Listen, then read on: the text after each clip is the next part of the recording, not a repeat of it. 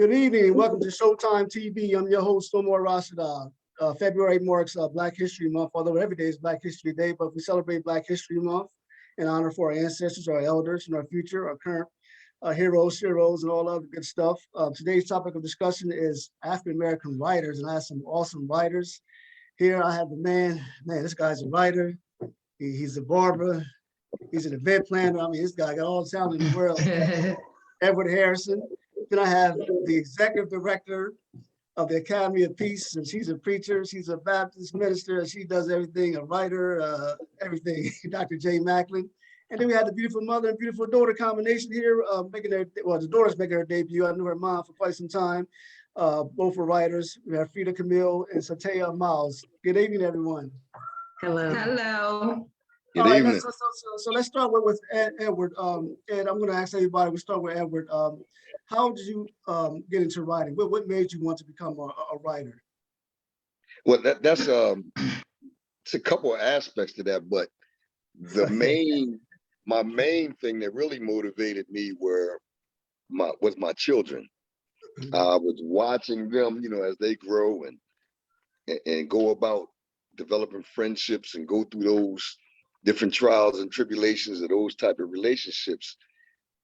It made me think of, I needed to find a way to communicate to them.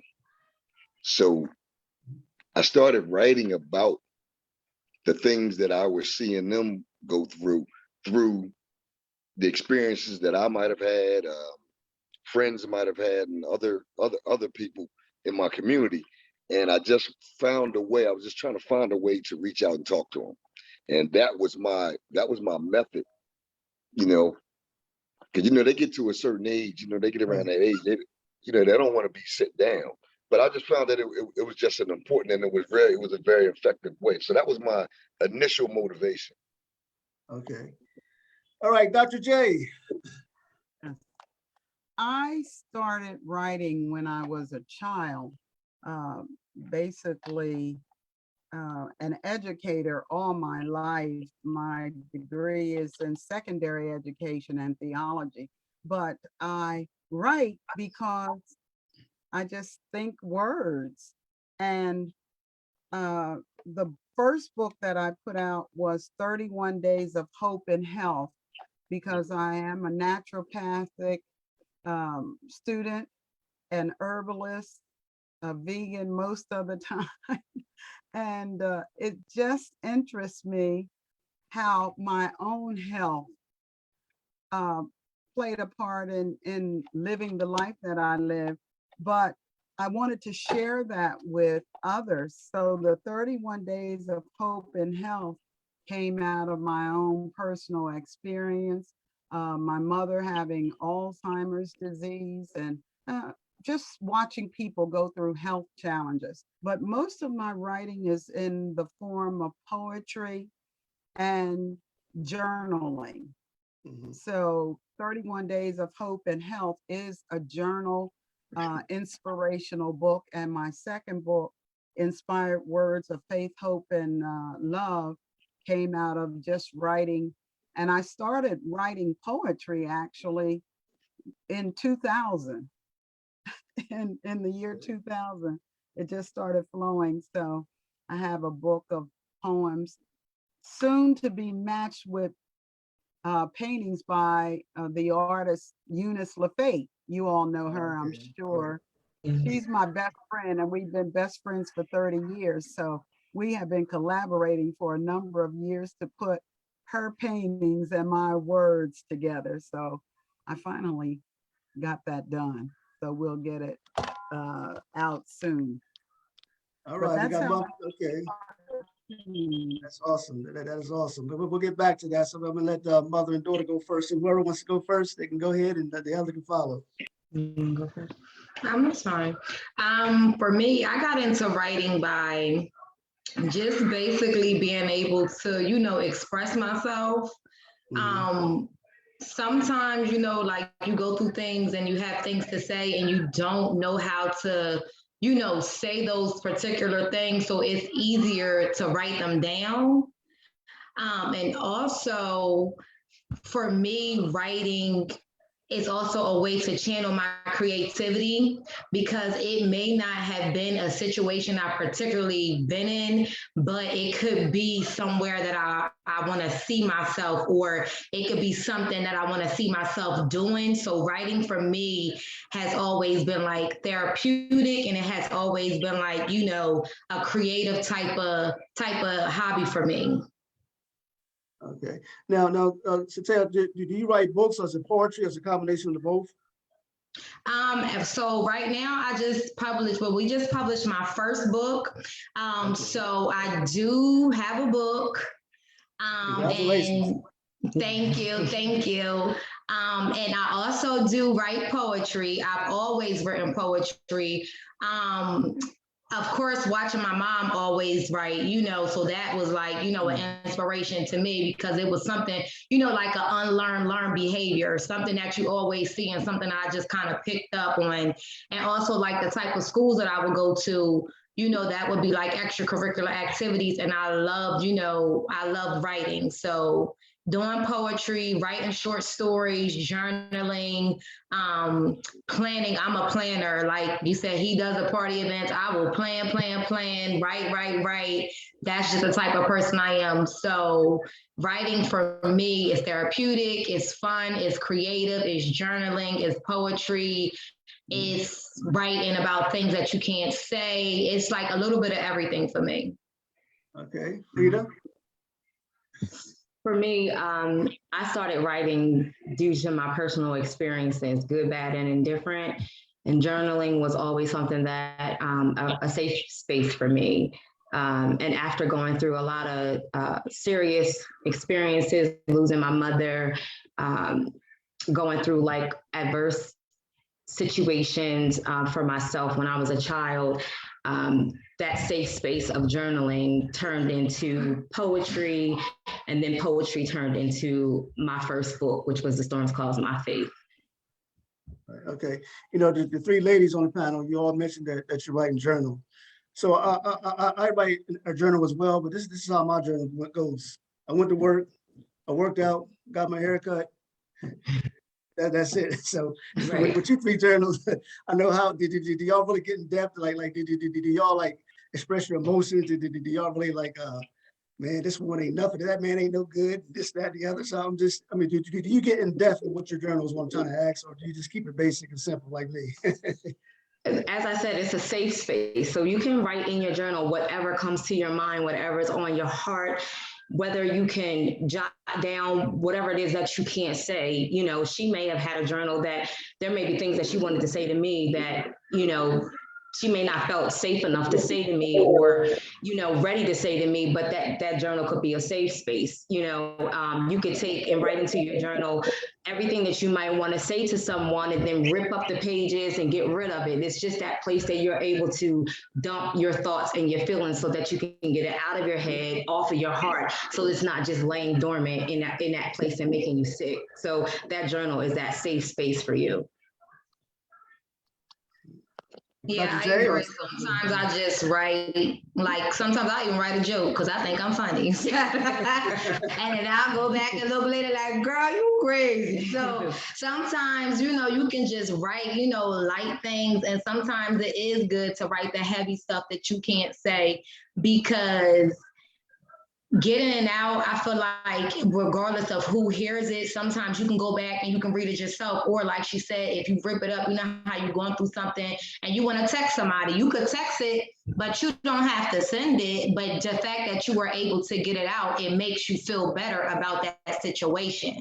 So sometimes, you know, I just write as, you know, something light. And then sometimes I do, you know, I journal my heaviest thoughts or my heaviest feelings just to get them out. So they're not just lingering in my mind, and then I'm constantly just thinking about it. To me, it's easier to get it out regardless of who hears it, because sometimes it's not for other people to hear. It's just for you to get it off your chest, right, you know? Right. It goes back when you said it's therapeutic, you know, because once you release your feelings and emotions, you feel much better. Dr. J, so when you write in your journal, is it like 3 pages per day? Or how you go about doing it? It can actually be as much as I like, as they both said. It can be anything. I recommend everybody everybody journal because Yes. we all have our real selves somewhere in there. That's Yeah. right.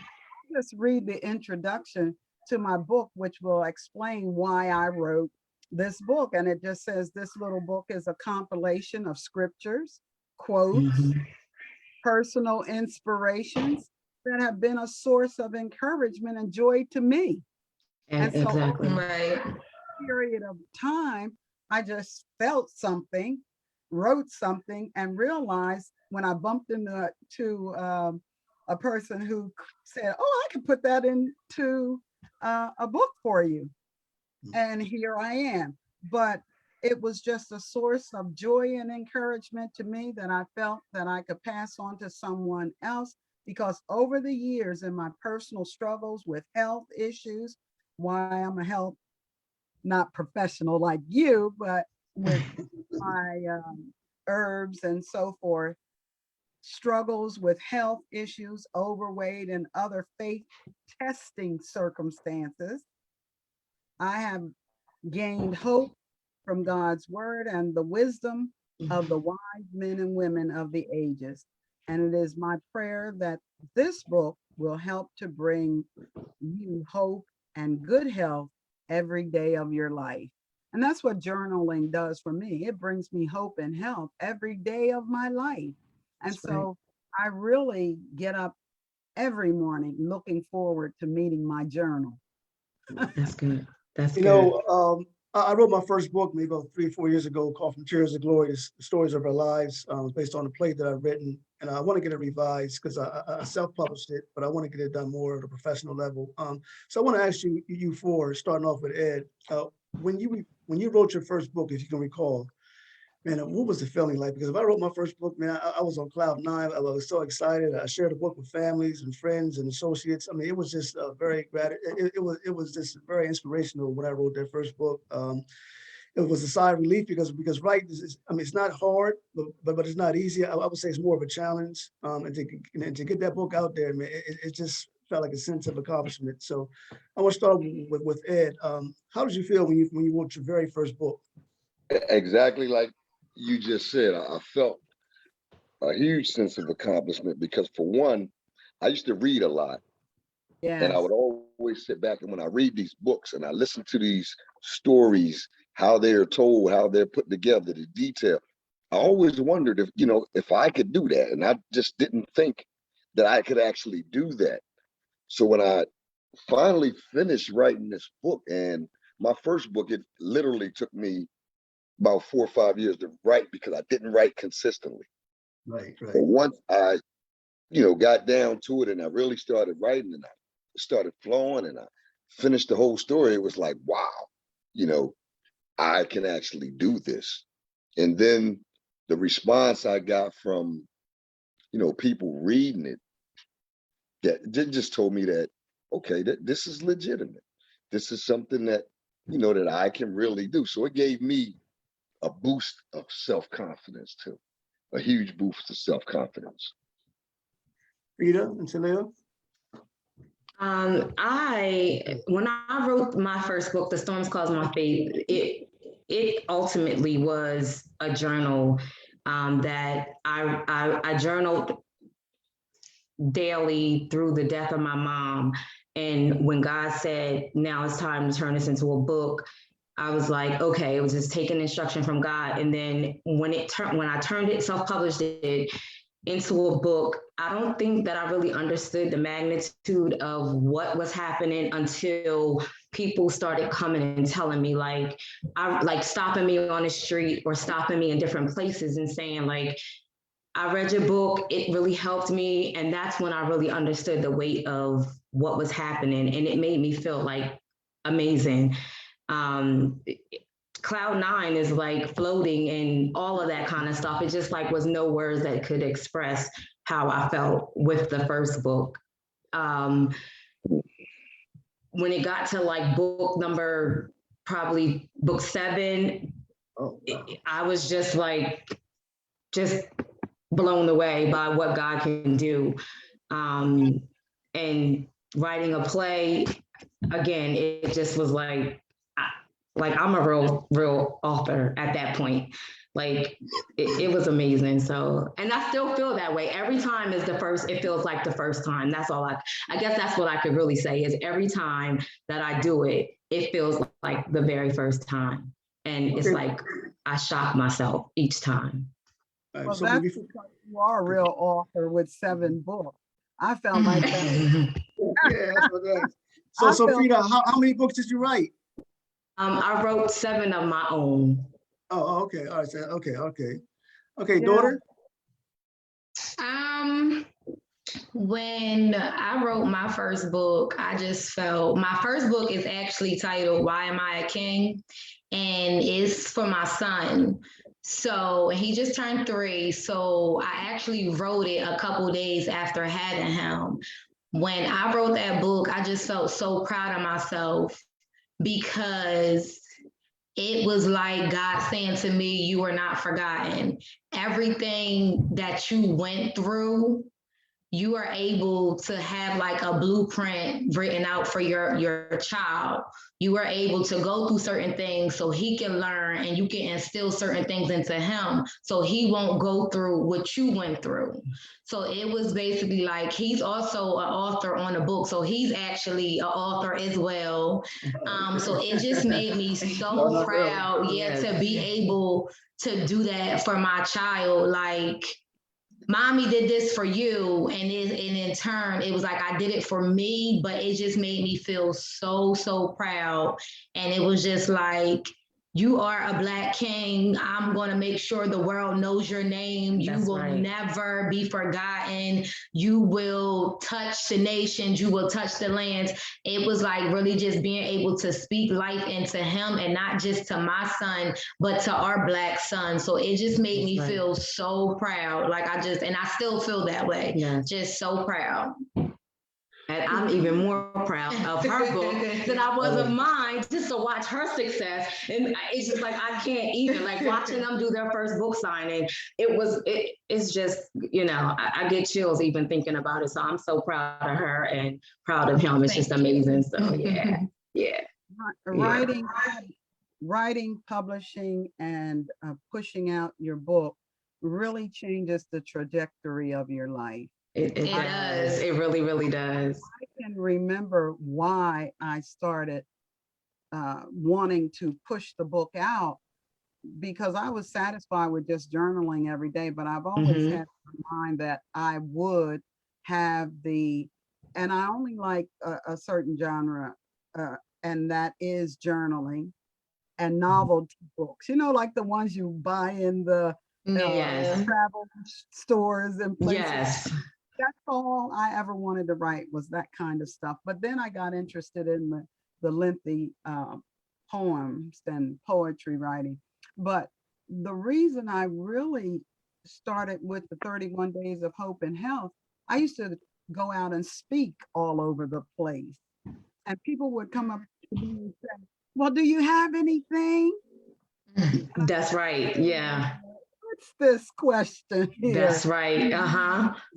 They wanted to hear more. They wanted to take something with them when they speak. And so I came up with the 31 Days of Hope and Health, and they were gone, snapped. And they were used for healing in the hospitals. People would take them as if they were greeting cards for get well.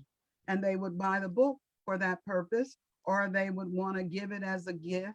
And so I found that arena of getting books out interesting to me, the novelty books, the inspirational books, the writing. And I noticed that your book is inspirational. Yes. And so it comes out in various forms, but it's always, for me, an opportunity to share the universe with everybody. Yes, that's right. Dr. J, I want to stay with you for a moment, Dr. J. When I got my master's degree in 2003, the paper that we had to do, the thesis paper, it was a challenge, but when it was all over, it was mortifying. Because in our master class, my cohorts, we went through it writing that thesis. Now, a dissertation, what you wrote as a PhD, man, I mean, what was that experience like, writing that doctoral information piece of paper? Uh, it It's about was it 1,000 pages. it was great because it was theology. I have two bachelors and a master's and a doctorate, which it is only by the grace of God.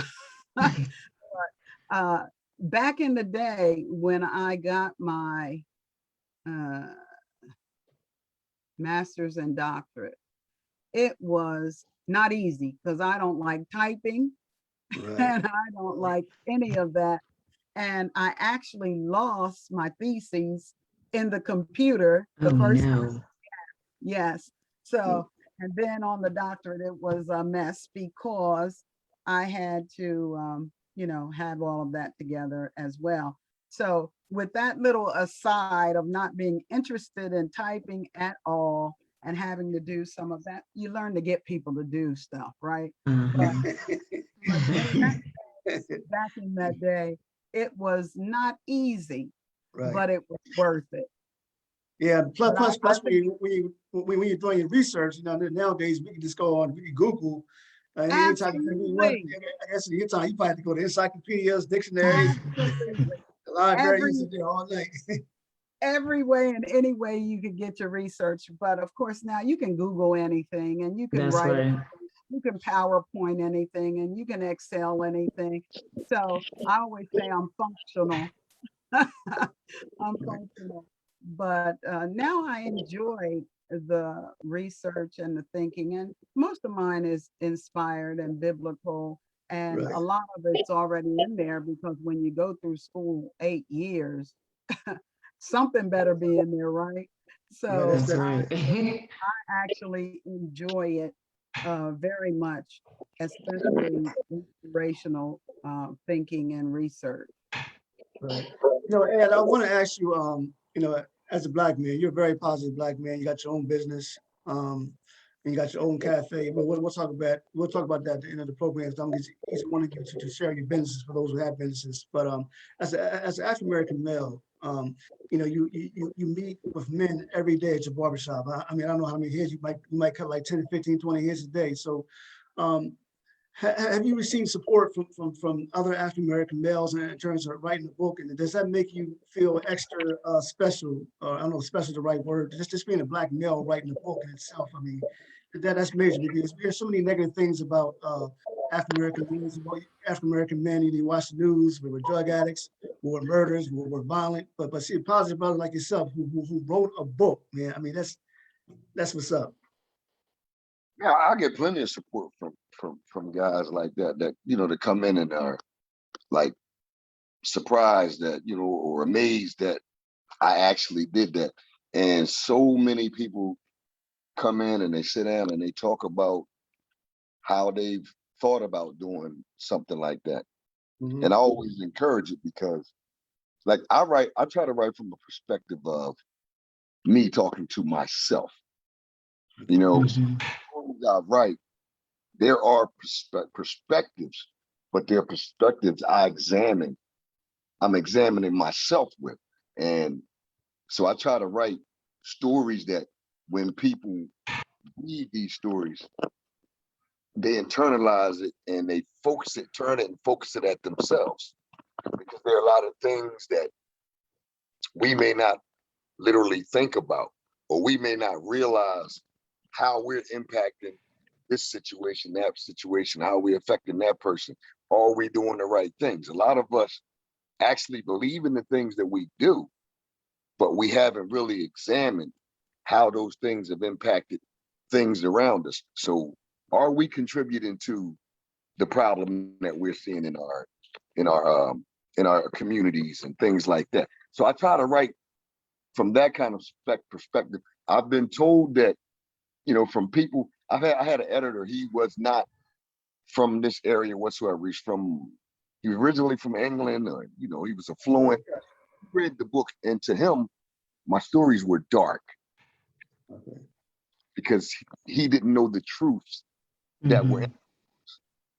So I try to write about those truths to prompt self-reflection, to prompt different perspectives and things like that. So I feel like when my community reads them, that's what they're going to get too. I hope that's what they're going to get too. So the people that have read them, like the original question you asked me, the people that have read them and come into the barbershop, that's normally what they do. Wow, I didn't think about this like that. You know, and that was, you know, my perspective too. So, well, you know, Ed, you know, this being a barbershop in itself, that's a book alone. This, you know, you got some brothers in conversations, man. You can write a whole book on the barbershop. They tell me I need to turn the camera on and record everything that goes on in there. Right. You got You know, some real stuff going on in there now. It's oh yeah. You know, it's heavy in there. Right. You know, for those who don't know, you know, writing a book and getting it published, getting books published can be very expensive. I mean, not just the publishing aspect, but getting the editor can be expensive as well. Which is why it's one of the reasons why so many of us we self-publish, because finding a publisher can be, you know, very expensive. So I want to ask you how many of you self-publish and how many of you have a publisher? Anybody can start. I'm self-published, but I also publish others. My company's name, well, we as a team, don't want to get smacked up over here, but we as a team self-publish. The company is called Chase Zion Publishing. So because of the process that I've been going through like for years, and now that, you know, my daughter is on the team, we do assist people with publishing their books as well. You know, we do have the editing, and we contract in graphic designers, and, you know, we do some of the editing, and then we have others that we do hire on as editors as well. And we go through the whole publishing process to help others. And we've had some clients that we have published in the past and things of that nature. So. Okay, so let's stay with you for a moment, the publishing process. I mean, okay, so I come to you. I say, Frida, I want my book published. Walk us through the steps of how that's done. So it all depends on like what you're looking for, whether you want children's book, whether you want, depending on how many pages your book is, we would go through like consultation, and we'll start from the beginning. And then after we find out what your needs are, we'll find out, you know, what part of the team we would assign you to. And we'll figure out, you know, what size book you need, if it's like color. Again, like if it's a children's book, we'll figure out which graphic designer would be best fit for you. And then we'll put you on that side. If it's a regular book, we'll figure out again, like which package will work out better for you. And then we'll take it from there. Okay, so you have editors as well. If you need editing, or if you come to me with just a manuscript that's ready to go, then we'll just move you on to that process and just take it from there. Okay, great. So are your prices reasonable compared to other publishers? Well, absolutely. We definitely work with people, and we do have payment plans and that kind of thing too. Awesome. So you then went from a writer to an author, and now a publisher as well. I mean, that's awesome. That's big time growth. Yes. So did you ever imagine that you would be a publisher, or you just focus on writing? Nah, I didn't. I was like, no way. I don't want to do that part. I'm okay with just being who I am, author Frida Camille. That was my brand, but it just was like God was sending people to me. And, you know, you just can't push that away. You know, he opened up the door for the growth. And I would sit down and talk to my daughter, like, I don't know if I want to do this. And she's my biggest cheerleader and support person. And she just was like, listen, this is what God is putting you in that direction. This is where we have to go. And I just was like, okay. And you got to figure out, like, you don't have to take on every project. One of the things I had to realize with this, and we had to realize as a team, was all money is not good money. You know, there's people that you have to weed out. Some people will come and talk to you, and they have good, you know, they appear to have good intentions, but They really don't. And so we've had some situations where we've dealt with some people that, you know, they talk a good game, but if it's not something that you know for sure that God is sending, then we don't want it. So, you know, we had to like walk away from some different situations. Projects were ending, we were at the bottom, we were finished, and we had to walk away and leave some things on the table because everything just has to be right. Spirit has to be right, relationship has to be right, because we just don't want to deal with craziness, and it's okay. Well, you got to be professional. I mean, that's about it. Exactly. So, Exactly. T, what is your role on the team? Are you an editor? Are you? How about with the publishing? What role do you do? So I assist with the consultation part to see exactly where people are. I answer questions. I have done some editing. I'll actually let her edit first, and then I'll go over what she's done. And also a part of the graphic design. And like I said, I'm very creative. So I like to, you know, people can start off with like, you know, little flyers and things like that. It's kind of like the same thing, you know, so just basically being very visual. I would, you know, do help as far as design the book covers and things of that nature. Yeah, she has a very good eye, a creative eye when it comes to bringing somebody's vision to life. Yeah, because I'm more so the type, like you could tell me something and I could see it. Like I just automatically see exactly how I want it. And if you tell me exactly how you want it, more than likely I'm going to do it exactly how you want it and just make it like, you know, try to do it to perfection. Awesome, awesome. Okay, so Ed, did you work with a publisher or did you self-publish? No, I ended up self-publishing. I tried to go, you know, through a publisher because, you know, due to not having any experience at that time, I was just under the impression that that was the way that you had to do things. Right. Quickly learned how the industry has like changed over the years, and now the publishers want you pretty much to have everything done when you come to them. They even want you to prove that you can sell.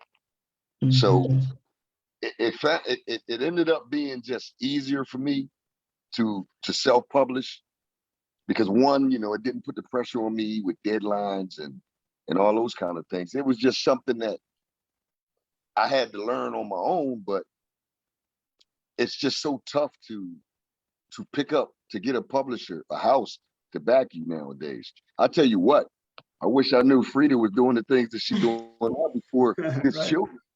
I just Call me next time, Ed. We around. And I'm going to definitely be in touch with you. But Seriously. yeah, no, I went through self-publishing. I just found it right now, it's just easier for me with all the things that I do, not to have the pressure of deadlines and all that kind of stuff. And that's the thing. Like I had people come to me and they said, you know what to do and you know what you're doing. And I would rather you, the expert, do it because I got all these other businesses and I'm doing all of this. And I was like, okay, so that when you have that relationship with certain people, then you can just go ahead and I can take over the reins and I can hand things over to her and we could do it. I mean, like, yes, I do work, but I still also have the time to do what we need to do on this end as well. So yeah. Hey, Dr. J, self-publisher, you got a publisher?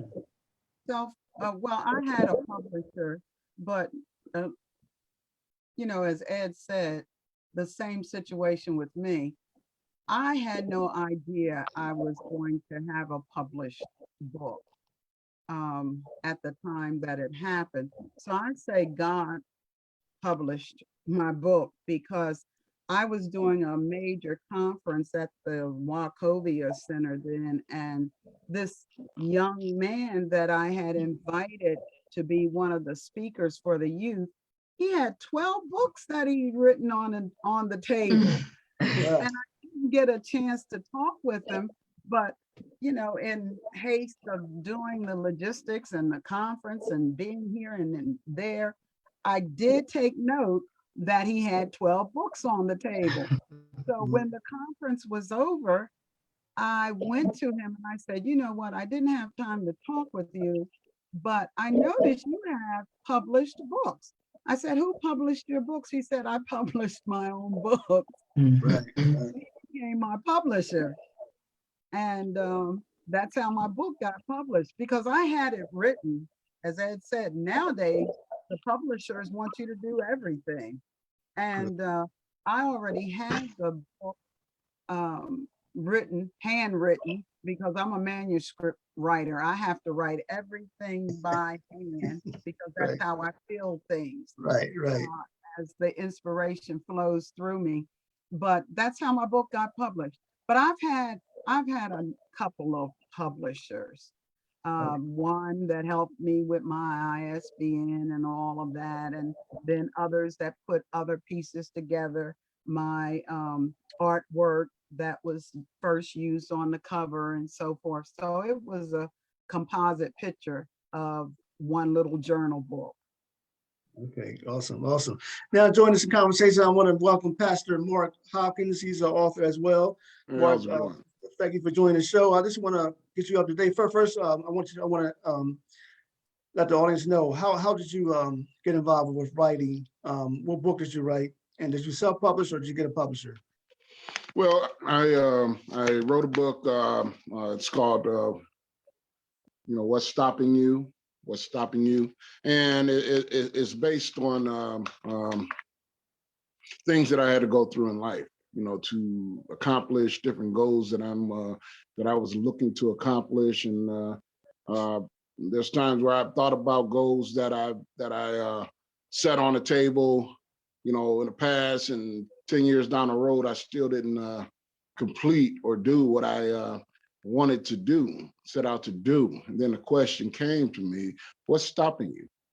What's stopping you? What's stopping you from doing the things that you're calling, you've been called to do, from God, those desires that you have in your heart to do? What are those things that's stopping you? And I found that every one of us has something, that stops us. Mine was fear.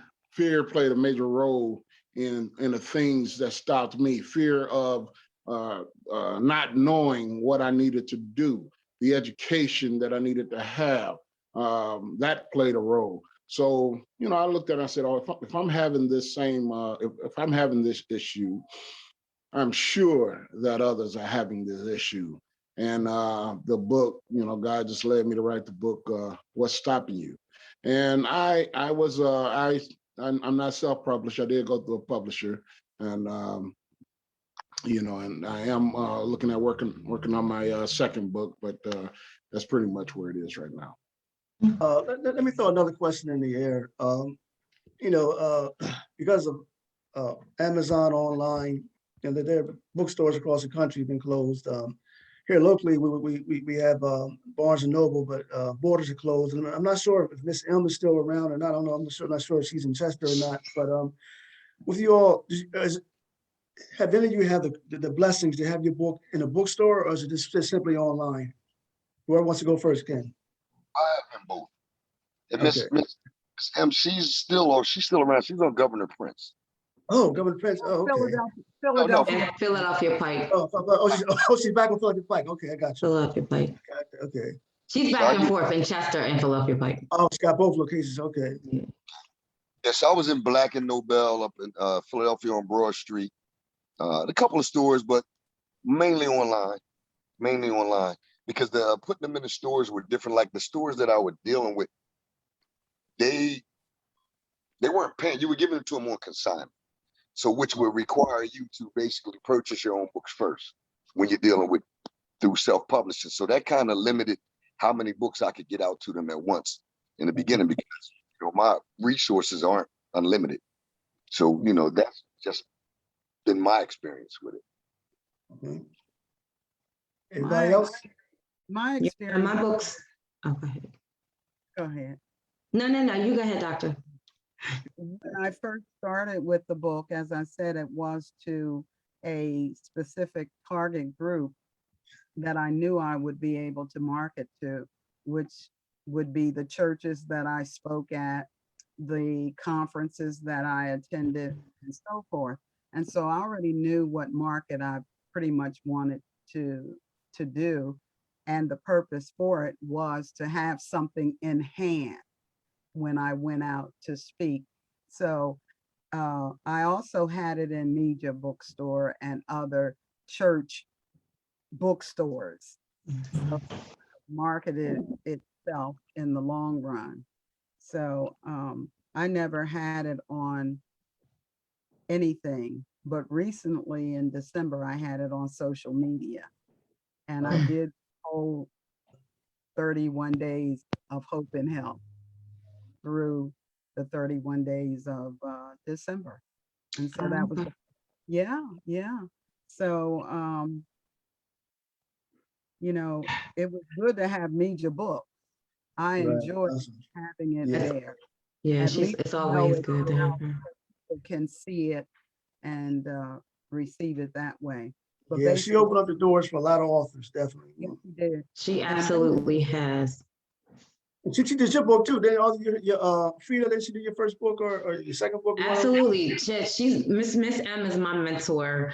I always will give her kudos, big ups. I appreciate her, love her very much. She's amazing, and she definitely has. Like, she's definitely opened the door for a lot of major authors in Delaware, Philly, Chester, the tri-state area. I have to say, she does a lot for us. She gives us a lot of information. If you ever needed her, she's always there. You know, she let us, you know, we filmed a movie before, and she opened the doors for us to do some scenes there. You know, anytime you ever needed her, she's always there. So yeah, she's done a lot. And a lot of times I'll put my books in the store and just, like, I don't even go back to get the money for it, because I just feel like giving back to her is just putting the books there. So just so that they'll be there and, you know, get the sales, and just, that's my give back to her, because she's done a lot. I appreciate her for everything that she's ever done. So Frida and Satia, being a publishing company, do you put people's books in the stores or just online, a combination of both? So a lot of things that, as far as like with the publishing, we do them online. We offer them to be able to get them on the website that we do have, but mostly we still allow clients to have their autonomy, and they can put it on their own website. They get to choose how they want to do it. So if they just want us to publish and then they do their own thing, that's the way that we set it up. Okay. And All right, go ahead. Go ahead. Yeah, I do have mostly my books is online. You can get them. You can get it, you know, at Amazon, Barnes and Noble, or either. Well, I have one other place where my book is located. That's in a store, which is in Phoenix, the Phoenix, Arizona area. It's a gospel, a Christian store, God over everything. Which a gentleman opened up a store, clothing store, and he also sell books as well. So I, you know, gave him some books, and he actually said that one I believe sold. So you know, it's, you know, it is being presented in other areas. You know, one of the most rewarding things about writing your book that I personally experienced was the support I received from the family. Mother's side and father's side, man, they good number of family, cousins, aunts, uncles. They purchased the book, and they were so happy for me. You know, they were bragging on me, and it was very, very rewarding to get that family support. So I want to ask all of you, how supportive was your family in terms of you being an author, and especially a mother and daughter here? I want to know the support that you two have. I mean, it's awesome, because I know you're proud of your daughter for, you know, following your footsteps, and I know Satia, you're proud of your mother, you know, for helping guide you to become the author that you've become. So I want to ask you all in terms of family support, because family can be your biggest supporters, but they also can be your biggest constructive criticisms as well. So let's start off with Ed. Oh, my family were big supporters. Like, a lot of them are readers. You know, they were already readers, and just the fact that, you know, I started writing the books, they were just like couldn't wait till I finished each one of them. So Mhm. they were, they were at every event, every book signing, things like that. They rallied behind me. They, held events. My daughter, my older daughters, they were, she had a company called Prime Modeling. And every time they had an event, she would have me come set up, sell some books and things like that. So my family's been like very, very, very supportive. And with your latest children's book, was that in part dedication to your youngest daughter, if I stand correct? Which one? The Uh, one I'm doing now uh, is for my youngest daughter. But the first right, one, okay, well, none of them were really dedicated to my daughters, but they okay, were inspired like by my daughters. Now, my youngest, the book I'm doing now, we just finished now. We're in the process of getting printed. okay. Was inspired by my youngest daughter and my Right. granddaughter. Oh, okay, And gotcha. that's a children's book. That's our first children's book. And doing that book, they actually sat down and I had them, sort of create these stories, which of course I, formatted and formalized and made, turned them into, real legitimate stories. And like uh Frida and is it Sataya? Yes, it's a. Like you guys are doing, like what you're doing with your son. My granddaughter and my daughter, they're going to be listed as co-authors on these books that we're writing now, the children's books. Mhm. Awesome, awesome. All right, Dr. J, family support. I don't have any family in my immediate family in Delaware, in Wilmington, I should say. Okay. All of my community, church community, the money school, and all of the people that I come in contact with, they were very, very supportive. Um, I think that's why it went so quickly, because people really wanted to take away what was available, with the information that was offered and the inspiration. So I was very, very pleased with the community support. So I would say the community family, the church family, they were all supportive. Also, Media Bookstore, very supportive. Deidre Avant, I don't know if anybody knows Yeah, Deidre. she goes to my church, Deidre Avant. She's my friend. She helped Oh, me okay. so tremendously with this little book. I mean, she pushed it out. She took me wherever I needed to go She's a to sweetheart. showcase the book, and really gave me a lot of impetus to get it done, because she's just a beast when it comes to doing that kind of thing. And she has out She several really books is. now. Um, and of course, you probably know in your community, Ed, Mr. Parker, Oh you yeah, know, Jimmy. he actually helped me publish my book, Mm. because he writes, he probably never saw any of this stuff, but he has so many books, so many books. So anyway, it was surprising to me how many people were supportive and really excited about this little book. Um, Christian Fellowship Church, the young man that was there at the time, he did the graphics for the cover and so forth. So it was a collaborative effort that made my heart glad. Pastor Mark, family support. Yeah, my family. I'm living in Chicago, the Plainfield area near Joliet, and the majority of my family is in Indiana, Fort Wayne. So I didn't get a whole lot of family support. I did have, my niece. She did some of the editing. Read over the book before I released it. Had a nephew. He read it and gave some good input. Mentioned how I made the book to where it was you know, short and something that somebody would read. You know, it don't have a whole lot of pages, and I made it particularly for people that really don't like to read, don't want to read, but they will pick up this book and read it. So he read through it and he said, you know, it read real good, got a lot of information out of it. He said, I've read big books with, you know, 300 pages, and yours seem to have more in it than, you know, 300-page book have in it.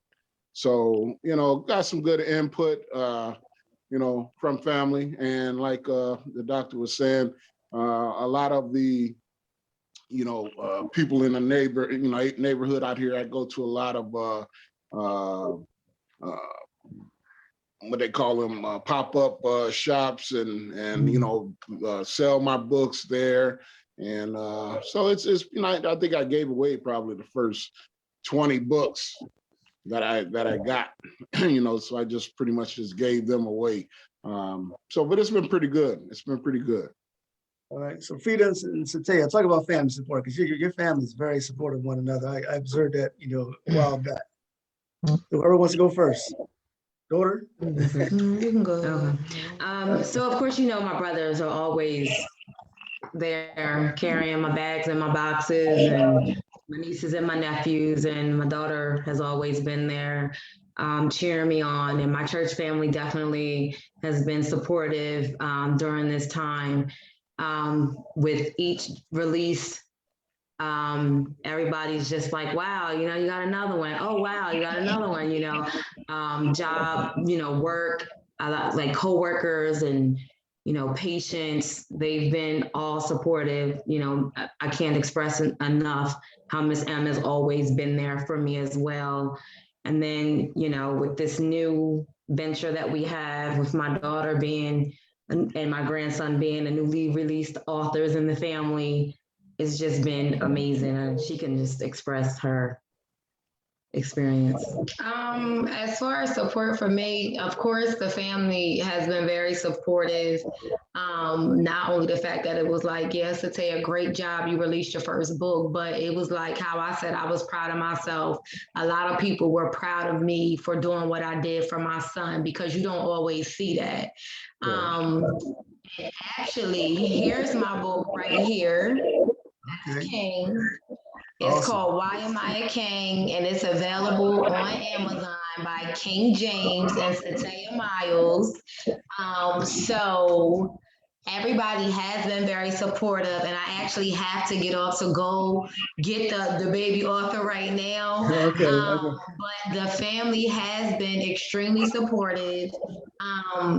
So it's just been a great feeling, and it's actually been more so like they're ready for the girl version, and they're ready for the teenage version, and then I have people that's ready for the adult version. So it's like I felt like this book just brought on so many different opportunities and so many different ventures that I'm able to take now, and it just makes me feel really proud to see that people are proud of me. And it made me feel like, you know, sometimes believing in yourself is all you need to do. But when you have certain people around you that do believe in you too, it's like, okay, you see me, like I'm coming, you see me, like, thank you. So it does make me feel good.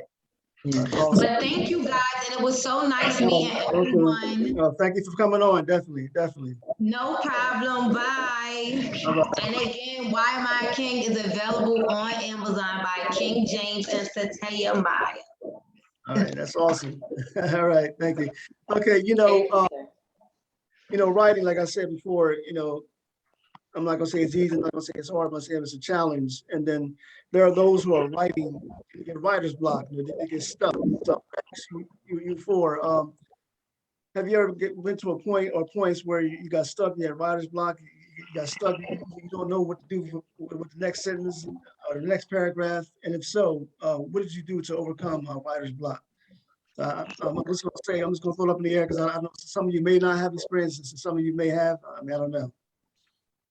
I personally I experience it, and I think it has to do with like what I have on my plate. Like if I deal with the writer's block, if I try to sit down and try to write something and I can't get anything to come, I never force it because I personally don't feel like I'm ultimately the writer. God is always in control, and I'm just the tool that He uses. And the pen, like I always, one of my hashtags is God speaks and I write. So if God isn't speaking and nothing's coming through my pen, I'm not gonna force anything. So a lot of times with my writing, it's usually the Holy Spirit that's taking over my pen, and God is writing what He needs for me to say.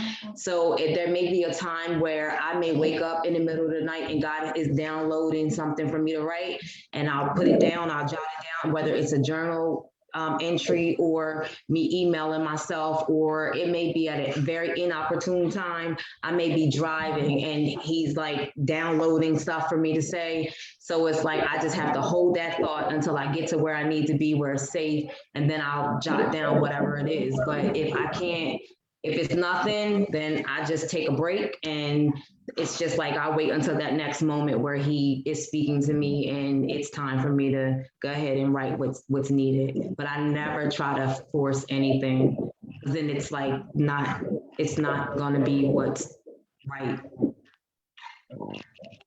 Anybody else? Yeah, I don't think that I've had writer's block in this in the sense of the normal meaning of it, because most of the stories, it takes me so long to begin writing them, because by the time I start writing them, I already know the whole story in my head.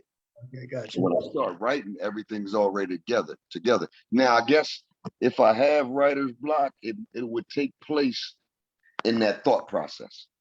Okay. In that thought process. So that may be what actually takes me so long to actually get started. But by the time I start writing, I pretty much know the whole entire story, beginning to end. That's awesome. That's definitely awesome. With this being Black History Month, I want to ask you all, starting off with Dr. J, who are some of the African American authors or writers that you admire? I'm a reader, and so I read almost all the time, and I'm particularly a nonfiction writer, so reader. So I can't even begin to tell you all of them, but I can't tell you any because there's just so many swirling around in my head. I'm old, and so I don't remember all the names. All right. But yeah, I've read almost everyone. I love the writers during the 1920s, and I just love reading. So Right. try to name would be silly Okay. because I All can't right. remember all the names. Okay. Okay, I'm gonna go to Pastor Mark. Before Pastor Mark speaks, if anyone else can, I'm hearing some noise in the background. So much, if anyone else can just mute themselves if they're not talking. I hear something in the background. But go ahead, Pastor Mark. Who are some of the African American writers that you come to admire? Well, it's funny, because I've a lot of the reading that I've done is, I've spent years just reading manuals, and these manuals were manuals on the job, manuals and training, manuals and to move myself to the next level. And normally it was manuals that I'm trying to tighten up my skills on a job. So I've spent, like they say, burning the midnight oil. I've spent a lot of time burning the midnight oil, but it wasn't particularly reading a book. It was particularly reading through manuals, training. It's like, 2 or 3 o'clock in the morning, I'm up reading and training myself. But as far as speakers, I love listening to Miles Monroe. Anthony Robbins was another one that I loved listening to back in the day. was Anthony Robbins, more of Miles Monroe today, but manuals, and I still do it today. You know, I have even in my work truck, I have a case, you know, black tub, but it's full of all the manuals that I have on my job, and I continue to go through them. So I do a lot of reading that way. Okay. Frida, Yes. African American writers that you come to admire. So, I mean, it seems cliche, but I always have to say Maya Angelou. She's always been my favorite. I prayed that I would meet her before life ended. It broke my heart when she passed away, but I connected with her on so many levels. I was inspired by her story when I read I Know Why the Caged Bird Sings, because our stories were familiar. And it was like when I finally found my voice in writing, and I finally became brave enough to write my story about, you know, being raped and molested when I was 7. And I just always was able to identify with her. So, you know, after writing The Storms Caused My Faith, you know, that's being my first book. And the second book that I wrote, it was a compilation, and then I told my story. So it was like, she's always been an inspiration to me. I love that book. And then even now, like as far as poetry, because poetry was like my first love, it was the easiest for me to write, because I was after journaling, my journaling turned into poetry.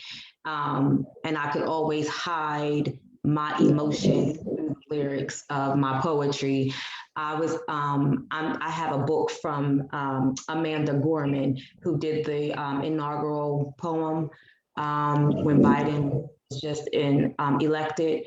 Her poetry was and is amazing. So I love that young lady. So I'm reading her book now. Okay. Ed? You know, I have to admit that I'm not real knowledgeable on a lot of the Black authors so far as to know their names and things like that, because I grew up reading stuff like, you know, Moby Dick, the Black Stallion, you know, stuff like that. As I got older and began to like educate myself, one book that really stood out to me was The Miseducation of a Black Man. I think that's the name of that book. Carter C. Wilson, yeah. What's his name? Carter C. Wilson, I believe. Yeah. Yes. So that book, so far, you know, the books that I have read really stands out to me as one of my favorites, because it's an understanding. It helps me to understand where I'm at, how I got here in the entire process. So those are the kind of books and the kind of Black authors that I like to read. I just can't name them, you know, all at this point. Okay, I want to stay with Ed. You know, this is exciting. It is to write a book, but also what I found very exciting on a personal level is the book signings. You know, I mean, you feel like a celebrity, man. People coming up, buying your book, and you signing autographs. I want to ask every one of you, how exciting was it, or is it, for your book signings, Ed? It's exciting, and it's nervous too, because you know that's something that if you're not accustomed to doing, you need to be ready for it. You know, you need to be ready for it, because people are going to ask you about your book. They're going to want to know why they should buy your book, and you have to be able to, you know, answer those questions. And for me, I was the introvert most of my life, so initially, you know, those book signings were like terrifying. Yes. But you know, as you do it more and more, you know, they become completely the opposite. They become it's just a pleasure, you know. After a while, it's a pleasure when you get comfortable. It's just a pleasure, you know, when you're doing what you know you want to be doing. It feels good to have people coming up purchasing your product off you. They're purchasing a part of you, you know, they're buying a part of you. Awesome. So it feels good. It feels good. I enjoy it. Yeah. Pastor Mark? Yeah, I must say that, you know, I have not had a book signing yet. Oh, I thought you did. Oh, okay. No, I have not. I have not. I've sold and signed a lot of books, but that's Okay, still gotcha. something I'm looking to do. Okay, got you. Hey, Dr. J, do you have any book signings or you're muted? You're muted. I can't hear you. Yeah, you're muted, Dr. J. Okay. I'm back. There I'm you go. There you back. go. All right, there you go. She's back. As I said before, when the book first came out, it was all over the place because I was speaking all over the place for all kinds of events and different things, and having, you know, the opportunity to do that all over the place. I love it because I'm meeting people, but I'm also a home-based business junkie in that I started the Direct Sales and Home-Based Business Network and won the, what was it? The SBA award for home-based business in 2011. So from that, you know, we were all over the place vending most of the time and going to markets to sell the book. So I find that very enjoyable because it's a ministry to me. Right. Absolutely. All right, go ahead, Frida. Yeah, in the beginning, I was nervous.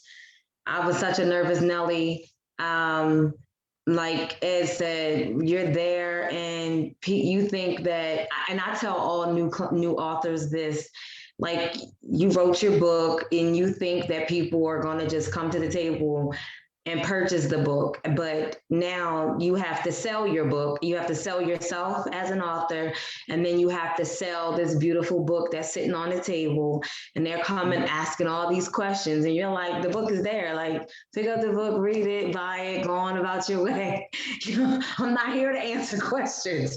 You know, I'm here to sit and be pretty and sign your book. But no, they want to know why you wrote the book, what's in the book, why you chose your cover, why you chose your title. They want to ask all these questions. I'm like, don't ask me these questions. But like, I get like by book number 3 or 4, I was like, okay, I get it. Like, okay. But I love doing book signings now. I used to be like, you got to get dressed up and you got to, you know, I gotta put on a dress. And so I was always uncomfortable, and I was prepared, but uncomfortable, not knowing what I should be dressed like. So I got to a place where as long as I was comfortable and I looked presentable and I was prepared and relaxed, then I was fine. But I love doing book signings, especially when I wrote my children's book. Then it's a lot of fun because I love working with the kids. I'm a pediatric nurse, so I'm just getting down and I'm talking to them, and I'm able to relate to the teenagers and stuff like that. So those are like the most fun when you do those kind of events and stuff like that. And yeah, I love doing them. And when my daughter again did her first book signing, it was just a matter of watching her and my grandson in this element, and I was just so proud. The smile was on my face. It was just falling off, and it was great. It was just amazing. So book signings are great. Okay, so what about to close out? Before we close out, Frida, what was your play about? You mentioned this, you wrote in the play. Yes. So I wrote a play. It was called This Is My Life, Get to Know Me Before You Judge Me. I was working with a gentleman in Wilmington here, but the play was mostly based upon my life. And we did it 2 shows at Warner Elementary in Wilmington. And we had 5 young people who were like the main characters. And it basically was like about some different challenges that some kids had. They were like ages, I think they were from age 10 to about 13. And it was a great show. It was just based around like some of the different adversities that I faced in my life. And then a few kids, like children that go to school, they have like a hard time at home, like a really bad like home life. And then when they go to school, they act out, and the teachers are treating them a different kind of way. But then at the end, like towards the end of the play, the teachers kind of find out like these kids are struggling at home and the kids just needing love and, you know, affection and that kind of thing. But it was a great show. Okay, so in closing, I'm gonna give everyone 2 minutes each to promote their business or their book, whatever you want to, any encouraging words you want to say for those who are watching. So I'm gonna start off with you, Frida, in terms of just giving people information about your publishing company, Okay. how to get in contact with you. Okay, so the publishing company is Chase Zion Publishing. We are helping anyone who's interested in, you know, writing a book. We can assist through the writing process. And the website is chasezionpublishing.com. We will again assist you with the writing process. If you already have a manuscript that is done, we can assist you with that. We help you with editing, you know, assist you with the graphic design, any type of book that you have, you know, you can just give us an email, chasezionpublishing@gmail.com. You can leave a message for myself or my daughter. We will be excited to help you start. Even if you're halfway done, whatever it is, wherever you're at in the writing process, we will help you chase your dream of becoming an author. Yeah, that's it. I'm just Okay, excited Mark. to. Okay, Pastor Mark, closing comments, how people can get your book. Yes, again, you can get my book, you know, What's Stopping You on Amazon, or go to Barnes and Noble on you know, the internet there, Author House. You know, just put in Mark Hopkins, What's Stopping You. You know, it's you know, if you want to get a hold of me, you can email me at mahopk@hotmail.com. You know, I am a motivational speaker, so I do a lot of speaking as well. So, you know, if you're looking for someone to speak, just like I said, send that to, you know, mahopk@hotmail.com. Hey, Dr. J, you want to promote your Academy piece as well as your book, or anything you want to say? Well, we are happy to invite the community to visit us at the Academy for Peace, 203 North Market Street, right in Wilmington, in the Loma District. And we offer so many services, I don't have time to talk about them, but I do want to mention that on this coming Friday, as the conclusion of our Black History season, we are sponsoring our History of Motown celebration that will include music, and John Carr will be Marvin Gaye for that night for us. So we are expecting to have a great time. It is a donation to Stop the Violence Coalition Incorporated Academy for Peace, and it's $20. Just come to the door. And we have done this for 4 years as our Black History offering because, and I'll tell you why, and I know we don't have much time, but I have to tell this because I started doing Black History speaking productions at mostly senior centers. And I decided that I did not want to necessarily promote or tell the story again about Africans to America or to these shores. And this came to my mind because it talks about our economy, it talks about our history, and it is Afro-American creativity. So come see it, have fun, and enjoy. And that's what I'm promoting tonight. Okay, Ed, you want to talk about 2 minutes, the barbershop, the cafe, where people can get your book? Yes, my book is available on Amazon and it's also on Create Space, and we also have it over at the shop, which is now also a full service restaurant.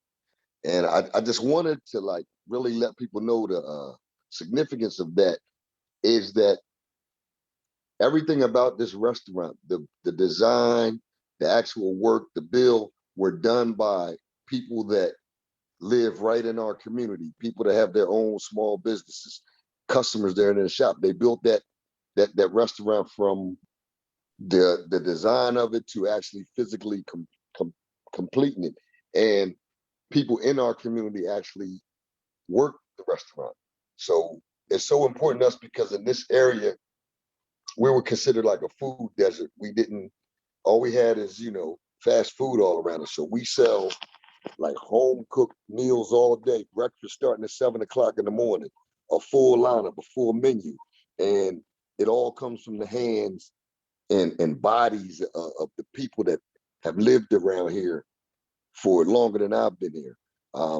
We also do everything community in there. We have like with John Carr. He's also over with us every Tuesday night for our open mic, poetry, sing, whatever it is you want. You come over, speak, just share, get things off your chest.